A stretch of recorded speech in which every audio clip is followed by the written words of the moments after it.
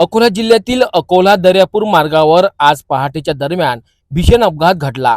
भरधाव ट्रकच्या धडकेत दुचाकीवरील पती पत्नीचा जागीच मृत्यू झाला असून या घटनेने खरब परिसरात शोककळा पसरली आहेत।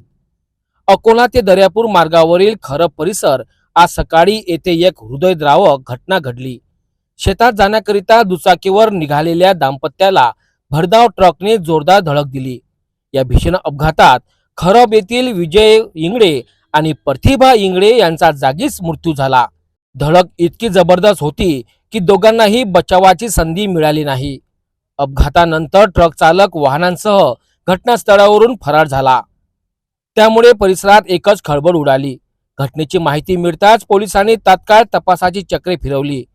पोलिसांनी शोध मोहीम राबवत कृषी उत्पन्न बाजार समिती परिसरातून संबंधित ट्रक ताब्यात घेतला। तसेच ट्रक चालक आणि क्लीनर यांना ताब्यात घेण्यात आले। प्राथमिक माहितीनुसार हा ट्रक आग्रा येथून अकोल्याकडे येत होता। अपघाताचे नेमके कारण काय याचा तपास पोलिसांकडून सुरू आहे। घटनेची माहिती मिळताच एसडीपीओ आणि सिव्हिल लाईन पोलिसांनी घटनास्थळी धाव घेत पंचनामा केला। या दुर्दैवी घटनामुळे खरब परिसरात एकच शोककळा पसरली आहे। एका क्षणात होत्याचे नव्हते झाले आणि एका कुटुंबाचा आधार हिरावला गेला। या घटनेने परिसरातील नागरिक हळहळ व्यक्त करीत असून अपघाताला जबाबदार असणाऱ्यावर कठोर कारवाईची मागणी केली जात आहे। सकाळी खरब रोडवर खरब गावाच्या शिवारामध्ये एक ऍक्सिडेंट झाला।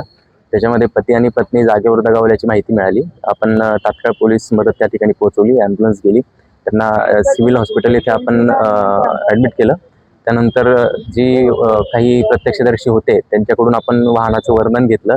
जे भरधाव जाणारं जे वाहन होतं तर त्याची टक्कर लागून ते टू व्हीलरवरील ते दाम्पत्य त्या ठिकाणी दगावल्याची ती माहिती होती आणि आपण त्या ठिकाणी तात्काळ 2 टीम तयार केल्यात आणि सीसीटीव्ही फुटेज आणि त्या वाहनाच्या शोधासाठी आपण रवाना केल्यात। सीसीटीव्ही फुटेज आपल्या शहरातले आणि आजूबाजूचे तपासल्यानंतर त्या वाहनाचा आपण मार्ग ट्रेस केला आणि ते वाहन जे आहे ते आग्र्यावरून निघाल्याची माहिती आपल्याला मिळाली। ते त्याच्यामध्ये बटाटा भरलेला आहे आणि जे कृषी उत्पन्न बाजार समिती आहे त्या ठिकाणी ते पार्क झालं होतं। तर आपल्या टीमनी ते वाहन तिथे जाऊन शोधलं। त्याच्यावर ॲक्सिडेंट झाल्याचे निशाण आणि ते आयडेंटिफाय झाल्यानंतर आपण आरोपींचा परिसरात शोध घेतला आणि आरोपींना 2 आरोपी त्यामध्ये ड्रायव्हर आणि किन्नर अशी आपण आता ताब्यात घेतलेले आहेत। सध्या बाकीची प्रोसिजर जी आहे ती सुरू आहे।